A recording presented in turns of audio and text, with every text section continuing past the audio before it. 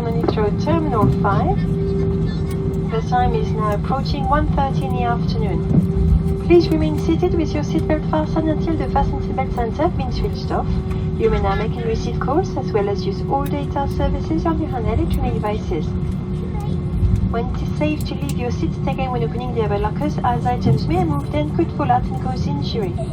Before leaving the aircraft, please make sure you have all your personal belongings with you and remember that smoking is not allowed until you reach a designated area. If your journey ends here at Heathrow leaving the aircraft, please follow the yellow signs for arrivals. Customers who are nationals of the UK, EU and EEA countries, as well as the USA, Canada, Australia, New Zealand, Japan, Singapore or South Korea are now welcome to use the e-gate to go through immigration, providing you are over the age of 12. Those aged 12 to 17 must be accompanied by an adult. Please be aware that landing cards are no longer required to be completed or presented when entering the United Kingdom.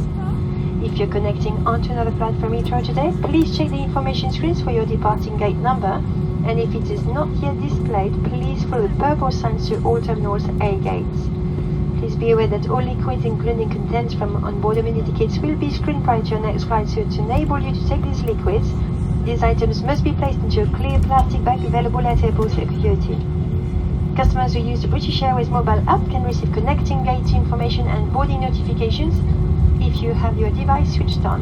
You can also connect using the free Wi-Fi offered by Heathrow Airport. All of us British Airways and One World Alliance would like to welcome our customers who live here in London and wish those of you visiting an enjoyable stay. If you are travelling on further, we wish you safe on your journey. It has been our pleasure to serve you. We look forward to welcome you back again very soon. So once again, thank you and a very good afternoon.